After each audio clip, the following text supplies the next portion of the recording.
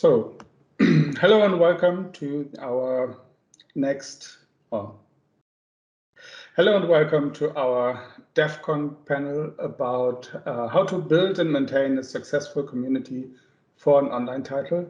My name is Kai Schober. I'm Senior Community Manager for the Elder Scrolls Online. And with me today are Matt Fyrer, our Studio Director, and Rich Lambert, the Creative Director for the Elder Scrolls Online. So guys, nice to have you here. Would you like to give a quick introduction? Yeah, I'll start. Yeah, I'm Matt Fyrer. I'm the Studio Director at ZeniMax Online Studios. It's good to be back at Devcom. I've spoken there a few times over the years. It's too bad we have to do this over video instead of being there in person. Believe me, we would all rather be doing it in person. But we're glad we can participate this way, even if it's just with video, because it's always great to talk to the German and European game community. And I'm Rich Lambert, the Creative Director on ESO. This is my first time at Devcom, so I'm looking forward to this and like Matt said, sharing a little bit of info and talking with the community. And community is exactly our main focus today. So let me start with a simple question. Do you think we have a successful community going on? Absolutely. That was not the answer that I expected, but yeah, it's been growing for ever since we started the game, and it keeps growing, which is really astonishing, right? Yeah, I think I mean ESO is well known in kind of MMO circles as having one of the best, most welcoming communities in the genre, which is fantastic. It's great. It's good for the game that the community is so welcoming, and it's good for us that we have a community that we can work with to get feedback and see how the game's doing and kind of hear right from them in a really positive way, kind of what we need to focus on, what things we can do better, what things are working great. And I think our community over the years has been one of the game's biggest assets. And I'm going to call out Europe especially because the European community has just been fantastic over the years. Very passionate, a lot of people playing. Rich and I have spent a lot of time in person in Europe to talk to the community, and it's very, very important to ESO success that the community so engaged and very much into the game.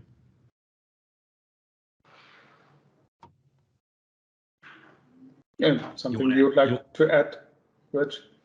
I was just to build on that with, I don't think ESO would be where it is today without our community. Like spending the time with them, learning from them, and really learning what they want in a game. It's no secret that when we launched in 2014, our players weren't exactly thrilled with what was launched. And we listened to them and we focused on the areas that they enjoyed playing and turned ESO around and turned it into the juggernaut it is today. Yeah, I don't think we can say that too often because, when we launched on PC, we had a good game, but it could be better. It could have been better. And really, community input was one of the three primary inputs that we took on what the game was lacking or needed more of at the time and what we could do better as developers. And ESO, like Rich said, would not be the game it is today without the community's input. Let's focus on the input for a moment. We have feedback loop. We used multiple sources from the official forum over everything that is on the internet, Reddit, guild forums, social media, of course. Discord has been a very interesting tool for us lately. That creates a bunch of feedback and new ideas and suggestions what to do with the game. Is it sometimes overwhelming, or are you always looking forward to get people's input? It can be overwhelming because there's just the sheer volume is incredible. Like you said, there's the forums, we get in-game feedback, social media, from various streams. We're really active in the Twitch community as well. And so, yes, there's lots of feedback coming in, and we have to find ways to take that feedback, mix it in with our metrics, because we track a lot of different things from the servers. Lots of stuff is logged. And then combine that with our own kind of thoughts and feelings, because we play the game too, and try to put all that together and make the right decision. And it can be difficult at times. Yeah, I think there are many avenues to get feedback to us from the community, and we monitor, like Rich said, all of the prime candidates, in social media and our forums and Reddit, and so. I'll say that there is a lot of feedback all the time, but it mostly boils down into different categories. And at this point, after 7 years of the game being live, we also play the game. So we see some of the same issues that people notify us about, but sometimes we don't. So it's always good to have backup. And I think when we look at things that we need to work on in the game, or new features, or features that players aren't participating in so much, we look at the player feedback, and then we look at what they're actually doing in game with our metrics, and then we look at kind of what we do as players and developers, what we think needs to be done, and the answer is usually tied into those three things. So which is good, but the community is definitely one of the most important, because 2/3 of that feedback is either direct or indirect feedback from them, what they're doing and what they're telling us. So it's can't say that often enough. That's an interesting point, by the way. I completely forgot that. I like to just listen to the zone chat, see what people are talking about, what kind of activities they're currently doing, what their issues are maybe with the game. Yeah, and then of course we have tools that we can actually see what they're doing in game, and so often what they talk about is actually what they're doing, but sometimes it's not, and it's good to have a backup to see which parts of the game players are connecting with, which ones they aren't, kind of the participation in each one. And so one good example of that is, I think in 2016 or 2017, we did a deep dive on the leveling experience, and we looked at when players started characters, how long they played, if they stopped playing at 10th level or 15th level or 20th level, and how many players dropped out then and created new characters or just left the game. And based on that, we came up with the leveling advisor. So where it looks at the different levels where players were having trouble, tried to figure out why they were having trouble at 15th level with the backup weapon toolbar, that kind of thing, and just make sure it highlighted what they should be doing at that level and giving them incentives to get from level to level. And that's an example of players telling us the leveling curve is a little weird, we get lost sometimes, and then seeing that happen in the metrics, and then figuring out a system that buffed it up. Yeah, Zone Guide is another really good example of that, where we didn't originally have Zone Guide, which is a tool to kind of help you remember where you left off, or if you're not sure where to go or what to do next. You have a tool that will tell you, hey, this is the next step in the main story in the zone, or you haven't done delves or whatnot, and it helps those players navigate through the zones. What I think was always an interesting and, in my opinion, successful aspect was that we've always shown our human face. When we started even during beta, when we did the question of the week, do you remember those small videos? Yep. We put out and asked questions about the games, and basically used them not only to get the first feedback ever about the lore, about the expectations, but also to introduce them to our team and to show the different faces that are working on the team. And I think we continue that by inviting various devs from all over the place, from all sorts of fields that are working on the game into the live stream, or send them to conventions, let them meet players face to face? Yeah, I mean, we have done a lot of in-person events, and obviously at Gamescom and around Gamescom has been an annual event for me for a long time, and Rich for a time too. But we also do QuakeCon panels every year at in Dallas, although it's been virtual the last 2 years. We've been out to PAX. Rich and I have both been to Australia, New Zealand to do kind of press and community meetups there. So we do make a big effort. I think right before the pandemic hit, we did our first in-person fan event to announce the year, which that then was Graymore, and that was hugely successful. And when the world returns to normal, we're definitely going to do more of that, because that was good. But yeah, you can't just sit in your office and look at social media and expect to connect with users. You really need to go out and talk with them at events, and we love doing that. Yeah, as you mentioned, the ESO Tavern, or the Bethesda Games Days, as they are called over in the US, it's always great experience for our fans, for our players, to just have the ability to talk to you about maybe even the little details that they enjoy or they don't enjoy that much, but also just to have a little bit of chit chat about the game, and exchange from player to player. We see that you're not just a dev, but also a very interested player, a very passionate player.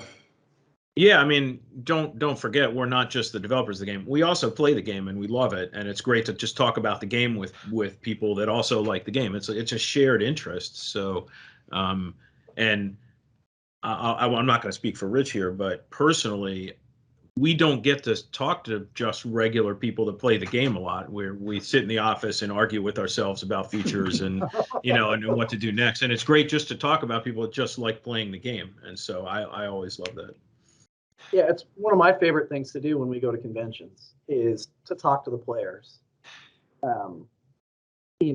Some of my fondest memories of Gamescom are the ESO Tavern, where we show up and, people are there really to meet their guildmates and their friends that they've made within ESO, and we just happen to be there and we're the extra added bonus on top. But they're really there to talk to their guildmates and their friends. And so just being able to be a part of that has been really, really special for me, and I really, really enjoy it. Yeah, since you mentioned that, guilds have always been, or not only guilds, but also in-game friendships, it's always been a very important factor. And we helped them with the introduction of the Guild Finder too, which I think is a great feature. Yep, that's absolutely another case of players asking for help to establish those social ties, and they were tired of spamming general chat, hey, looking for a guild, or guild spamming stuff in general chat. Now we have this tool that makes it really, really easy, and it's been really successful. Looking at just on the metric side of things, we've seen that the majority of people entering into guilds now are entering in through the Guild Finder tool, which is a success in our book.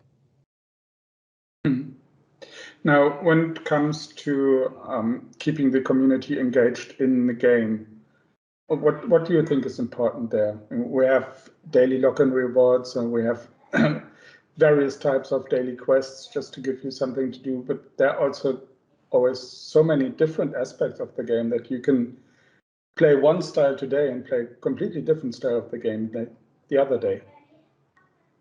Yeah, I think that's a trick, right? Or maybe not a trick, but an art to try to encourage players to log in on a regular basis. And you touched on some of those already, Kyle, with the logins. They give you little activities, little rewards for logging in. There's daily quests. We've got the Endeavor system now, which is a system that gets players into the cosmetic chase of things that they couldn't necessarily before, by spreading out the different activities. Or the types of activities. We have regular events that celebrate DLC launches or new stories and things like that. And so it's trying to give players reasons to continue to come back. And the events and those things help with that, but I think a lot of it goes back to the established strong social ties to players or for players, so they want to log in to meet with their friends and play with their friends. Yeah, it's important that we have, this is a virtual world type game, so it's important that we have a bunch of different systems that players can interact with on, minute, hour, day, week, month, year type basis. So, for example, we do lots of hand-built quest content, and we have a chapter in a DLC every year that focuses just on that. But you can't just have that, because players play it and they love it and then they're done. So we need other systems that are more sandboxy, like the outlaw system, the justice system, which I call the outlaw system, because going around stealing and fencing items is a very outlaw thing to do. But we have that. We have the Dark Brotherhood stuff. We have the Thieves Guild stuff. We have all of the collection games, achievements, dailies, crafting. All of those grew up over time to give players kind of systems to interact with and have fun with, and actually move their character forward without needing us to write quests to support it. And so I think ESO has been really successful because of the kind of mix of content that lets players go on these great, save the world type quests, but also be able to go craft a bunch of things for their alliance and get rewarded for it every day.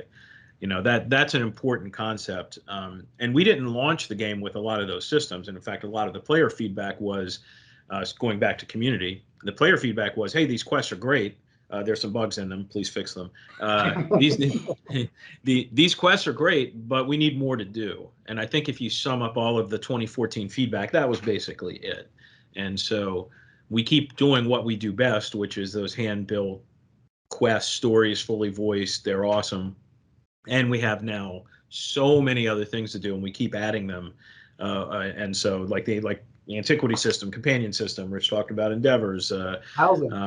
Housing, yeah, right. There's just so much, like character customization with dyeing and changing your color, the costume system, character customization, all of that kind of grew up over time, and so it makes ESO really into a great virtual world that you can do a whole bunch of different activities in and feel like you're being your character is getting better by doing any of them. We didn't even talk about PvP, which we launched with, right? So yeah, there's just so many of these things to do.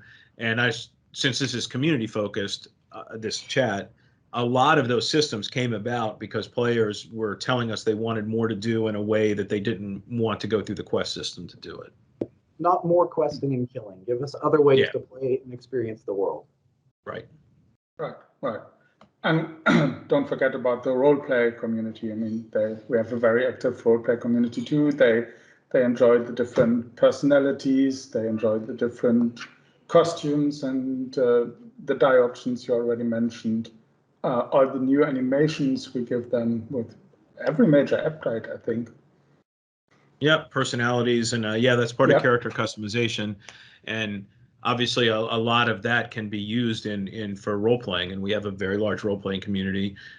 We have a very large outside of the game community now of people that cosplay and do out of game meetups and make ESO themed art, which is awesome, and post it on social media.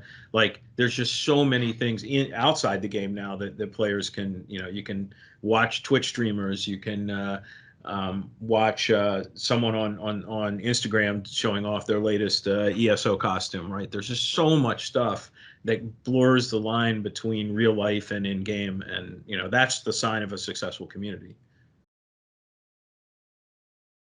Yeah, that's one of the things I really enjoy, to go out, explore, see what players have done, all the different kind of fan arts, the stories they tell, the cosplay, of course. We, at least here in Germany, we do one sponsored cosplay for every season. We had the Dragonbone armor. We had Lyris come to life, and Evely this year, which is just so great to see these in-game characters face to face. We're actually going to do a small cosplay tavern in September where we invited all kinds of Elder Scrolls cosplayers to come together and have an interesting photo shoot. I'm really looking forward to that. That'd be so cool. Yeah, I'm definitely going to share photos. Yeah, good. Yeah, I love seeing that because the care that people put into and planning they put into their costumes is unbelievably amazing. Like, I know people like to look at the pictures of cosplay, like the final result, which I love, but I actually enjoy more the making of videos and how they actually built the stuff, because it's not like you can go to a store and buy it. They have to hand build or hand sew, all of these things, and it's amazing how they do it. It's art. I mean, it's a really, really advanced form of art, and it's great to see. There's one more community, at least it comes to my mind, that really surprised me, and that's the cooking and beverage community. We released an Elder Scrolls cookbook, and my social media is full of photos from these recipes, and they just enjoy it. It's so much fun to watch. Yeah, I have had people make the sweet rolls from that and send them to us, and like it's really cool. I love that cookbook, and there's so much good stuff in it, And we do once in a while we do themed, moon sugar soda and stuff like that, and give it away at fan events, which is awesome. I have one right here. Mine's on my bookshelf too. Yep. So we have like So and fans that come to the community events, they get to pick up some of the stuff, which is awesome. And it's just, again, it blurs the line between in-game and out of game in a way that makes the game much more real and more fun for the community. Yeah, we've produced this Magica potion. Yep. I don't know if you can see it. There's some silver glitter inside, which looks I've never seen that. That's awesome. We sent it around to some of our hardcore fans as the Blackwood mailer this year. It's a tease together with the book and the coins and the statue, and they really appreciate it. Yeah, I think there's another community that Rich mentioned, but we haven't even talked about it yet, which is housing. Like, I am constantly amazed by like going to Reddit and seeing, videos of what players have done inside of our housing system to make like Star Wars stuff, to make like steampunk trains, and like the latest one was a Japanese traditional Japanese food vendor street scene. There's so many of these that are blow my mind. Like, we certainly were not thinking of this when we made the housing system, and it just goes to show how much more creative the community can be than us sometimes. Like, they really, really did do a great job with it. Oh yeah, indeed. Actually, we do have a contest running, a housing contest, which ends on Gamescom Sunday, where we're looking for the best convention booth built in the ESO housing system. Cool. That's pretty cool. I'm looking forward to see what players have come up with. And while we're at it, we also have 3 videos with a star cook, Michelin cook, where he created some specific Elder Scrolls recipes. So if you want to know how to cook a mud crab, look out for them. I've always wondered. I can give you the link. Yeah.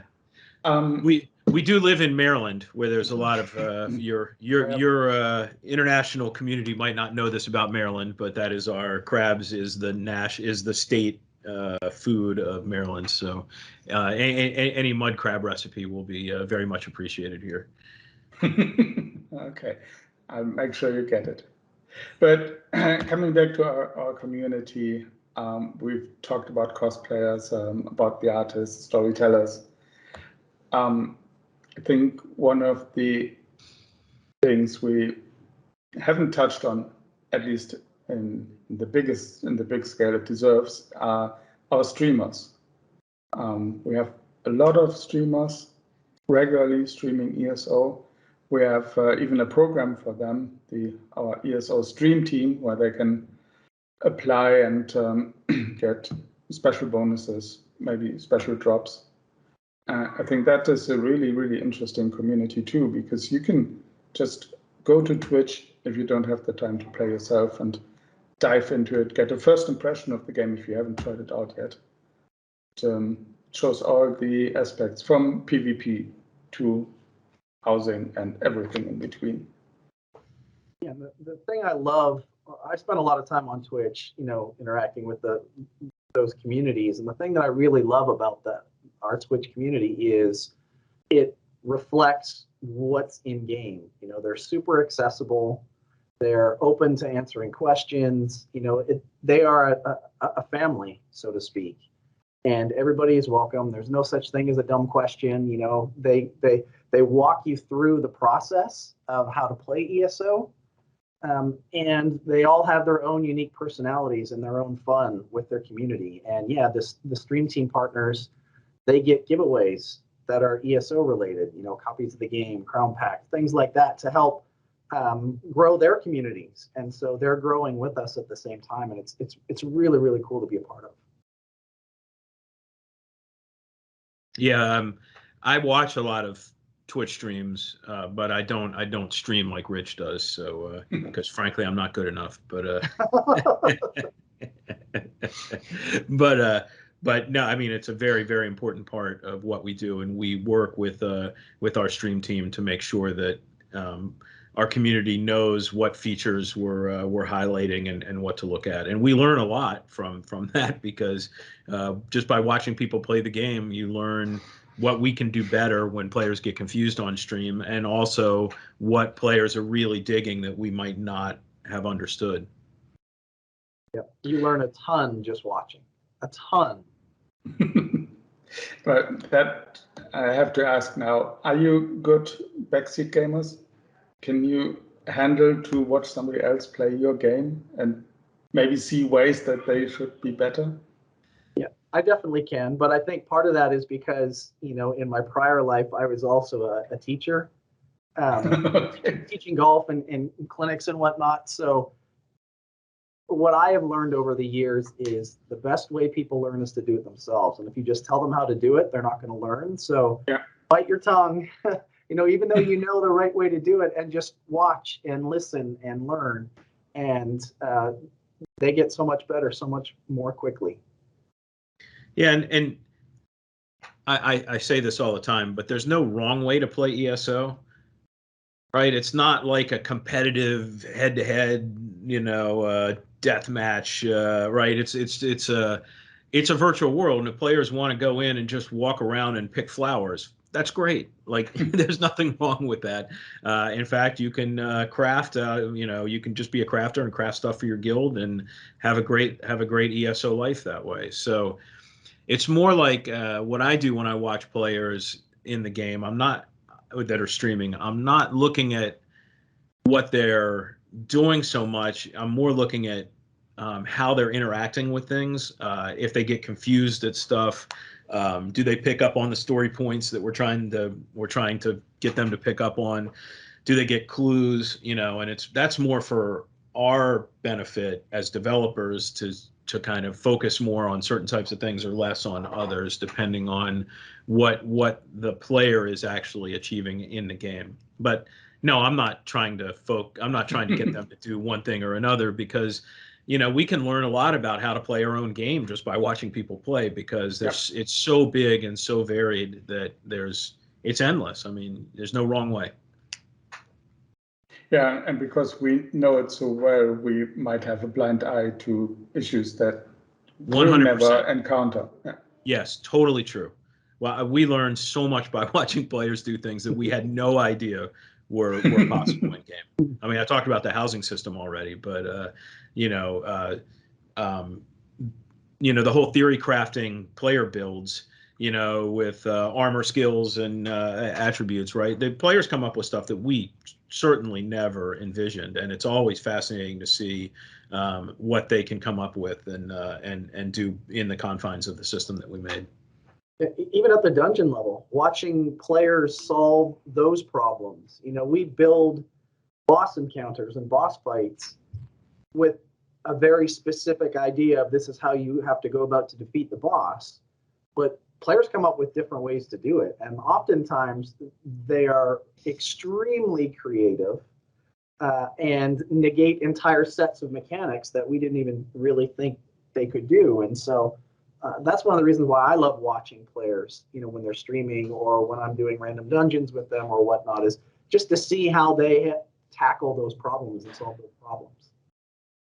And if anyone listening to this is thinking about becoming a game designer, what Rich just said is how the game industry works. Like, you make a game, but you don't control how people play it. And it's part of the fun of making a game is seeing how players can break your system or have more fun with it in ways that you didn't think were possible. That's just part of making games these days. And it's so much fun to watch.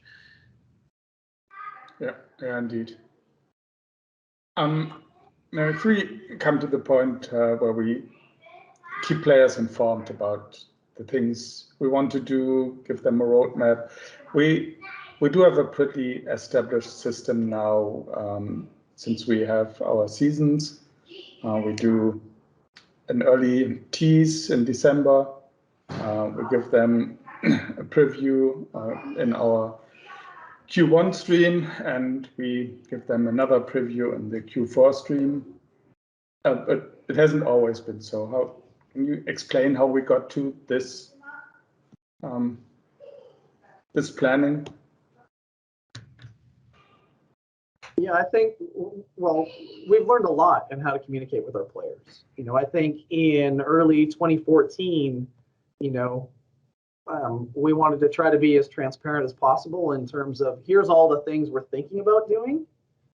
And I don't think we necessarily thought about, well, what happens if we change our minds, or that design that we thought was a great idea turned out to be a really bad idea when we implement it in game. And so we've learned a little bit on, how to communicate with players. We tend to hold things a little bit closer to our vests in terms of, we're not going to announce a new feature until we're sure that feature is going to be what we want it to be in game. I think, spellcrafting is a really good example of that. When we kind of announced that, talked about this is a thing we're thinking of in the future. That was QuakeCon 2014, Matt? 14, yeah. And even though we said about 5 times before that everything you see in this presentation might not happen, it's just ideas, right? You can continue. Everybody is like, oh, they're doing this thing, right? That happens all the time. So we've learned a lot on, kind of how to set expectations. I think the performance roadmap stuff that we've done in the past is another good example where we laid out, these are the things that we're tackling first. They're not all of the things. Like, there's lots more. We're going to uncover lots of things as we get through these. These are just kind of the most egregious items that we want to tackle. And some players are like, you did all the things you said to do and the game's still not perfect. Like, you guys suck, right? And so it's learning how to set those expectations and learning how to temper player expectations and what we're trying to do and how we're going about doing it. That I think has been a big learning thing for us. Yeah, and I still get questions about spellcrafting. All the time, all the time.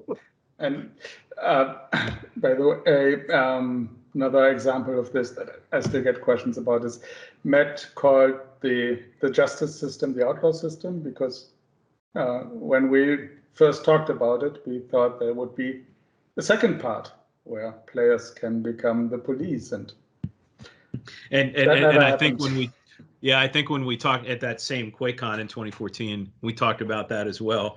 And I think my comment at the time was, and there's sarcastically, and there's no way that system could ever be exploited by players. And guess what? we couldn't come up with a way to make it not exploitable by players, and so it's just and it's a good system now. It's actually really good, and putting a PvP component in would actually might not be better, might not make the system better, because right now it's a reliable way to generate gold in the game, that is a valid path for players to do if you enjoy breaking into people's houses and stealing stuff. It's a viable way to actually play the game, and if you introduced a PvP component to it, it would become much more unreliable because it would be a PvP gangfest. And so I think we made the right decision there. Obviously, we all wanted to make it a system where players could police other players, but I think it ended up in a really good place, and I'm happy where it is. Mm-hmm. Yeah, I think so too. But sometimes, as you said, you can never expect what the community is going to do. But sometimes you can expect them to data mine whatever we put out on PTS. Is this something you're okay with? Because sometimes it spoils the surprises we planned, right? Yeah, I mean, I personally hate it. It drives me crazy that we work so hard to keep something a secret for so long, and then somebody goes and spoils it. So it really bothers me.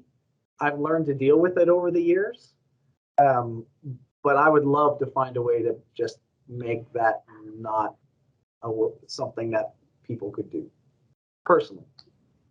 Yeah, I think it's just part of the world these days. I would love to find a way to defeat it, but the amount of effort it would take to make it so that was not data mineable would actually impact us delivering things for the game, and I would much rather focus on the game. And if people want to be spoiled into, as to what content we're going to have in the future, they can go look at it, and if they don't, then they don't have to.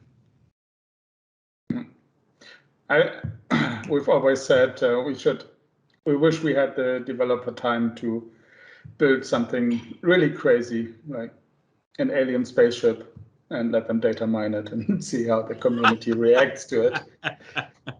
Yeah, we definitely went down that path of how could we throw people off, put funny, weird text in there, like if you're reading this, you're doing bad things, stop, just silly things like that, right?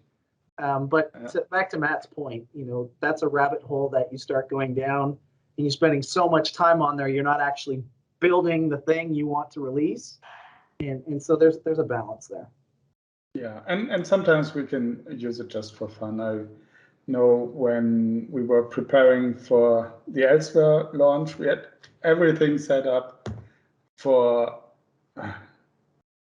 what I don't remember the weekday, but just 3 days before somebody leaked the whole plot with dragons, with necromancy, and we just had to run with it. And I still think we did our best and had a good reveal.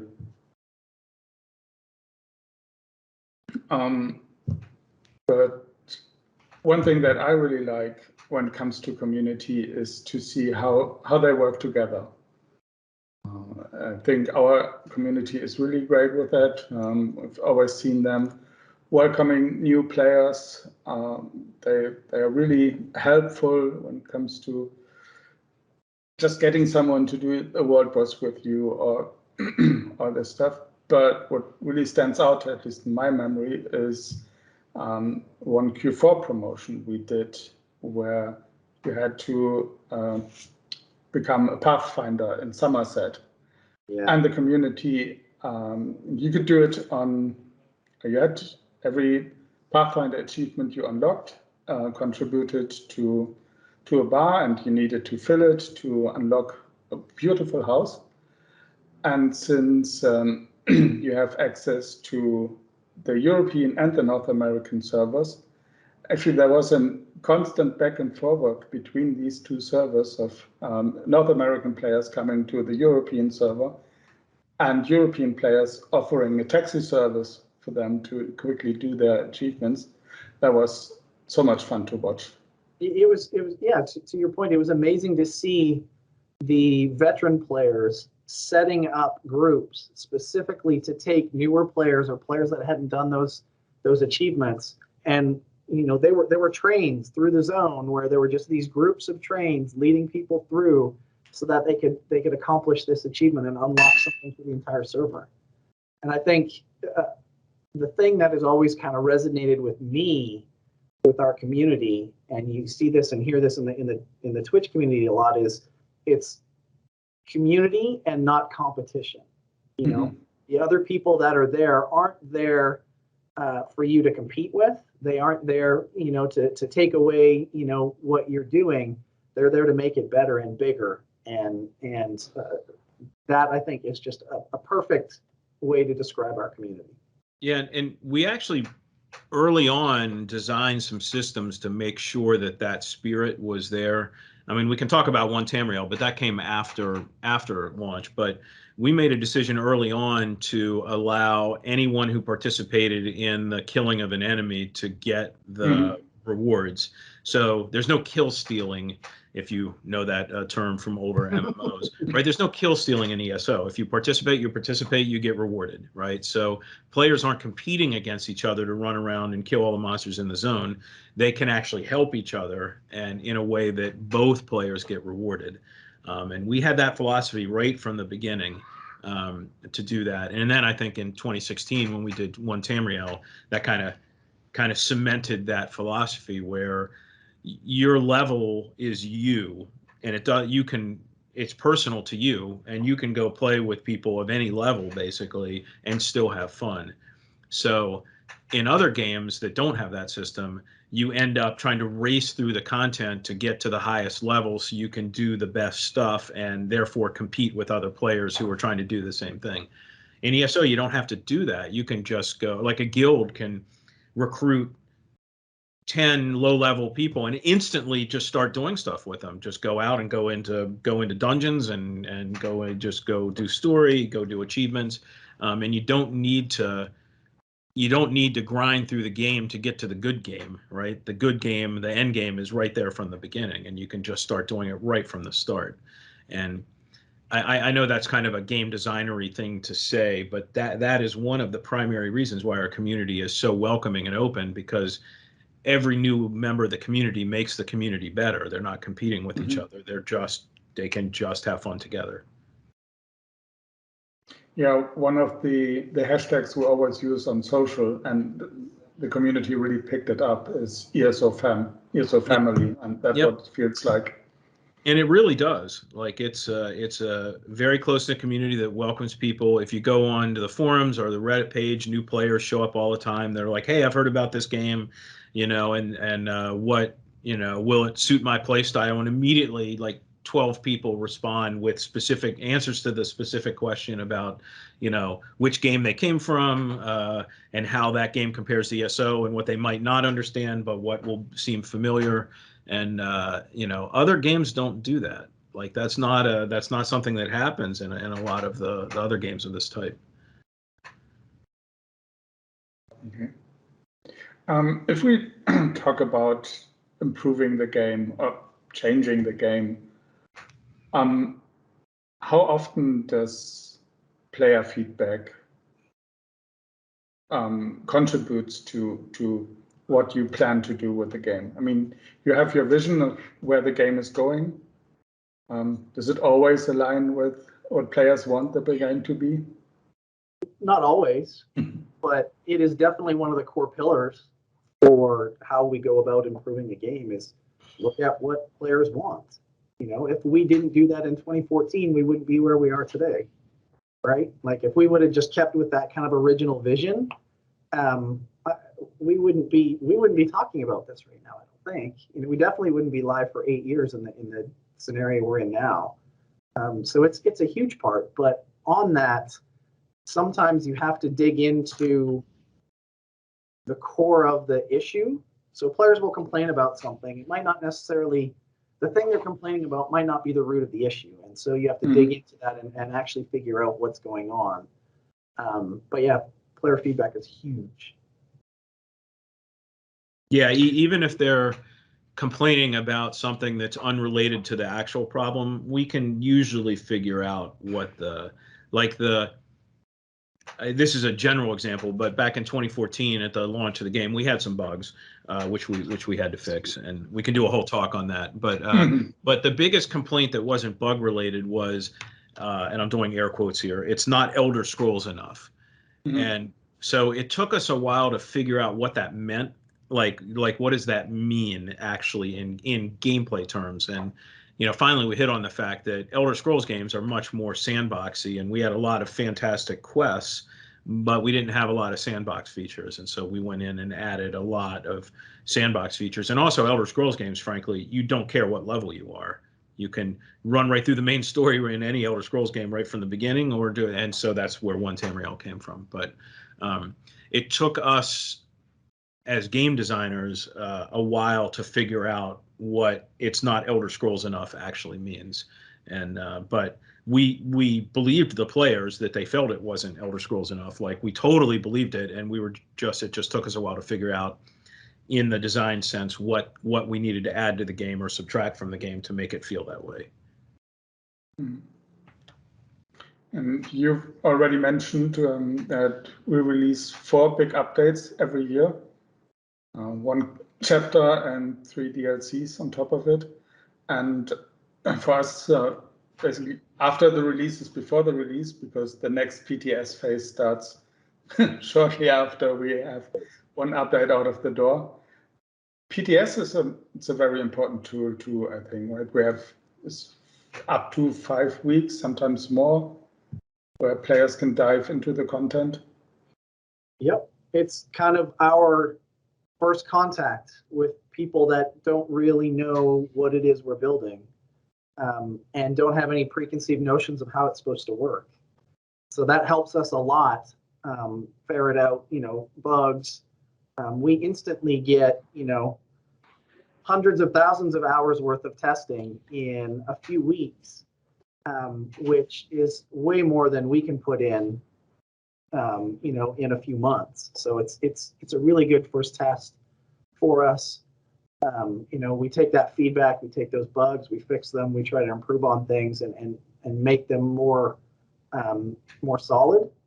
The other thing that we haven't really touched on that is kind of part of PTS is our class rep system.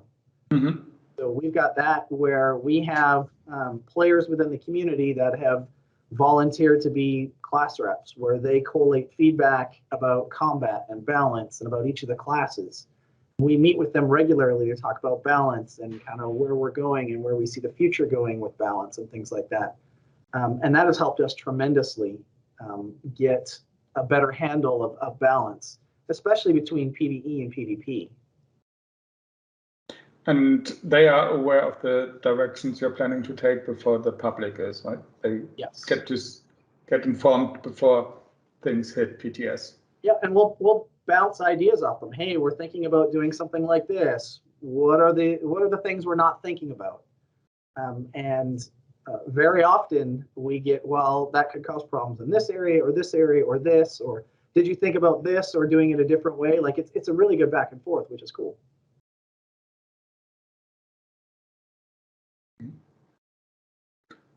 If we look at the current update, and it's 31, right? On PTS right now, yes. Yeah. I'm the wrong person to ask because I always get the number wrong. So I do numbers instead of names because I always get the names wrong. Yeah, and at the time that fans can watch this panel, it's already live on PC. So 31 updates. That's insane. In 7 years? Yeah. That's a lot of updates. And it still comes with quality of life improvements that players really dig. Some of them are asked, I think, since the beginning of the game, like the possibility, the option to reply to an in-game email directly. Yep. But others are something that players long asked for when it comes to, I don't want to touch the back end of a bear anymore because the warden keeps blocking my crafting station as the interaction priority changes. Did you get a lot of good feedback about that? Because it was so asked for. Yeah, we certainly have. And I will say that that's not the only thing that we have planned. That was the thing that we could do with kind of the time we had. And so, that's why, some things take longer than others. Some problems are really easy to solve.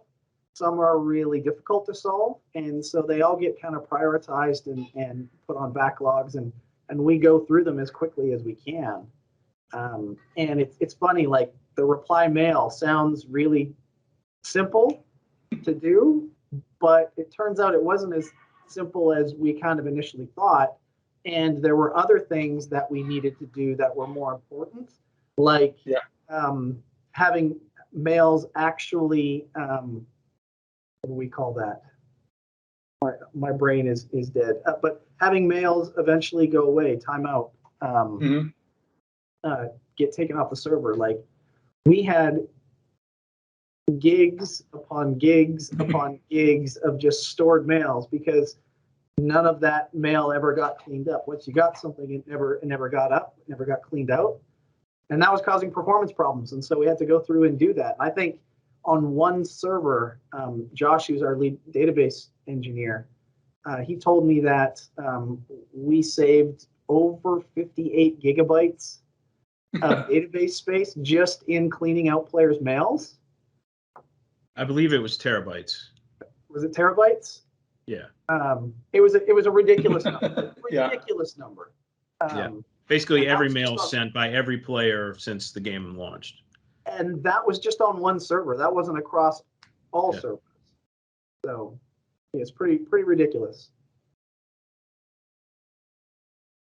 But when you listen to the community and you think back the past 7 years, do you have a favorite improvement or a favorite change that you did based on player feedback? I bet you Matt and I will say the same thing. You can go first. I was going to say probably one Tamriel, right? Like that was definitely one of the hardest things. And even people within the studio, we were kind of split 50-50.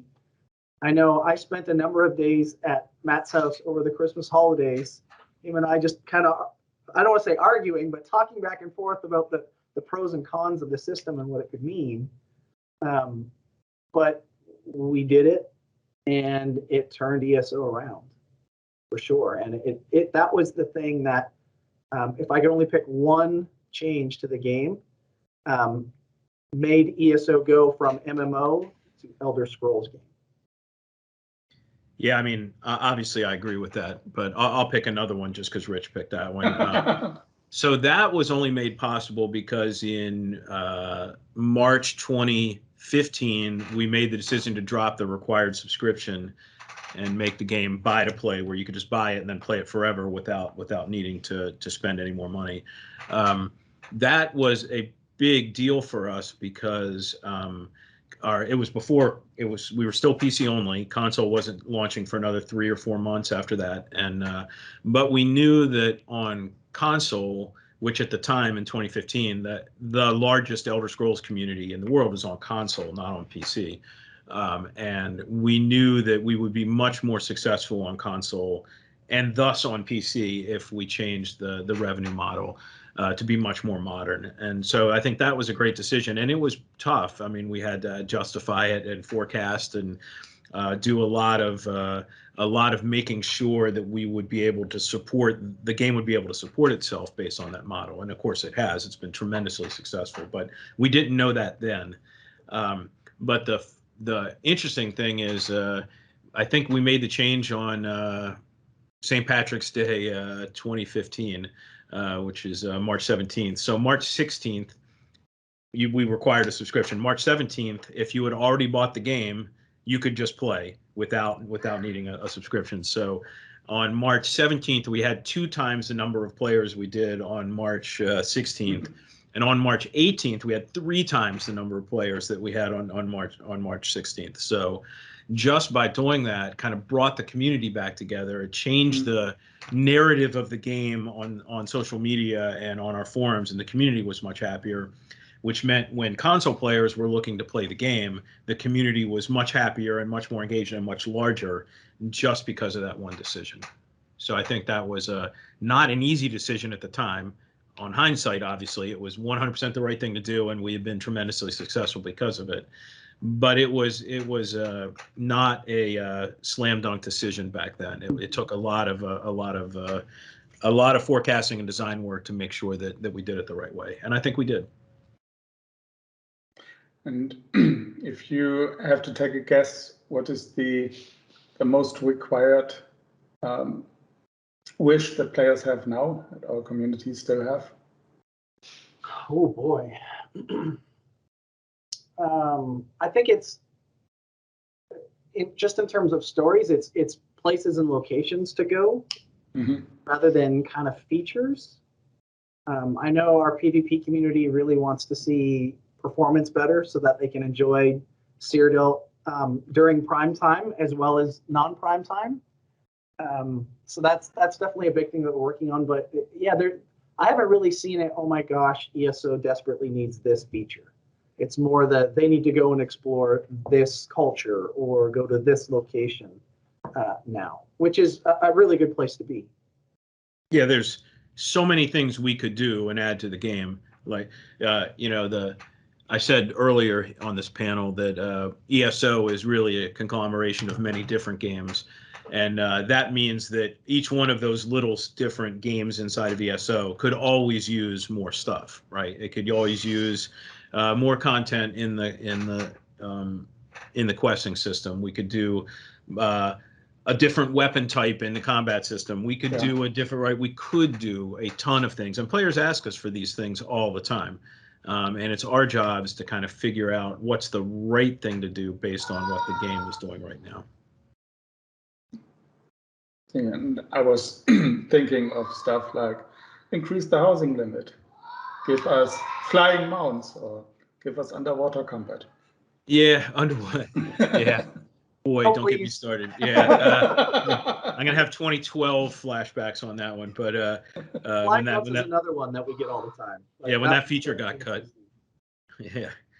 So the housing limit, is, we've said this publicly before, we have to support the game, not just on your cutting edge 2021 gaming PC. We also have to support the game on 2013 era Xbox Ones and PlayStation 4s. And the difference in horsepower between the modern systems and those systems is pretty big. So we need to make sure that we can continue to support the game on the platforms that we're supporting it on. So some of our decisions are because of that. Or because of the game needs to be have parity across all platforms. So, but there are many things we could be doing, and I'm sure there are many things we could be doing better, and we'll continue to listen to the community to guide us on what those things are. Well, to wrap this up, obviously the game had a huge impact on your life. Would you say that the ESO community had an impact on your life too? For me, absolutely. I mean, I have a tattoo now because of the ESO community. Although part of that was my fault, but lesson learned: don't ever challenge ESO family to something, because they will win every time. But yeah, they made a huge impact, and we started working on ESO in 2007. Matt and I did, and a number of people on the team that are still here since 2007. It's been 14 years of our lives. So it's pretty hard to not have the community and the game have a major impact on your life. I was in my 30s when we started making this. That's how long ago it was. But yeah, I mean, obviously the game has changed our lives in amazing ways. The first 7 years were getting the game ready for launch, and then there was the 2.5 years of turbulence after launch while we were finding our feet, and since then it's been making the game better based on a very solid foundation. So it's a privilege to work on an Elder Scrolls game in general, and this game in particular. So I definitely wake up every day feeling lucky that it's worked out this way. Yeah, and for me, I mean, my job is to interact with the community, so obviously it has a huge impact on my life. But it's just so much fun to have close contact with the big guild leaders, small guild leaders, all the various feedback I get, the messages in stream, the private messages on the forums, the face-to-face, as you said, on conventions. We launched our first Elder Scrolls Tavern back in 2013 with, I think we had about 50 guests on the first evening, and in when was it, 2019, things are blurry now with home office all the time. Before COVID. When we did the last one before COVID, we had 650-ish guests, and still people were trying to get in. Yeah, it was so impressive and so much fun, and such a privilege to work with the community. Yeah, and I'll say personally, Rich and I have been working together since 2007. But Kai, I think I started working with you in 2003 or 2002. Yeah. So it's amazing in this industry how long you can end up working with a team, and that was across 3 different companies, and but the MMO online community is strong, and that extends to developers too. Like it's a great place to be. It really is, and the family, it really is a family, not only with the developers but also with all the players, all the fans. It's what gets me started every day at work. Amen. Now, last question. Would you consider yourself to be part of the ESO community, or is it a hybrid role as a player and a developer?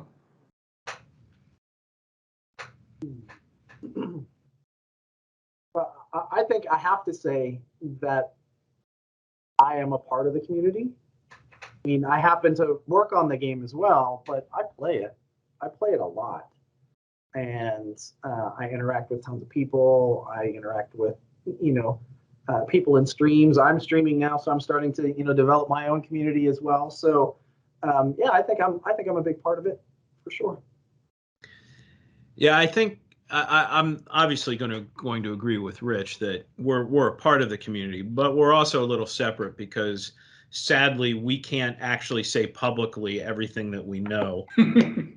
Right. So we're a little different that way, and we have to make sure that we're not talking about things that are not going to happen, or ideas that we have, or because it's a team here, and the team includes marketing and community, and we want to make sure that we're working together with the messaging plan that we have, so we don't talk about next year's thing before we talk about next quarter's thing, and it's a team in that sense. So we have to, which is why sometimes we give answers that players don't necessarily want, because sometimes we don't actually know the answers, and sometimes we're still discussing internally what the answer is going to be, because we're still trying to figure it out. But other than that, I participate in the community fully. I mean, I'm in guilds in the game, and people don't know who I am. Yep. Right, and it's so much fun just to interact with the community as a community member. But obviously, I don't answer a lot of questions when people start complaining about ZOS, or I just let it go. But it goes with the territory, right? You're a game developer in an online game. This is just what you do. Well, thank you so much for your time and all the insights. I think to answer the initial question, how to build a successful community, there's no secret recipe or secret ingredients. It's just a lot of hard work and passion. Yep. Make a game people want to play, and make a game people want to be passionate about, and then don't get in their way. Like, make sure you listen to them and let them do what they want to do. Listen to them is a big part, I think. Yep. Okay. Well, thanks for having us. Thank you, Matt. Thank you, Rich.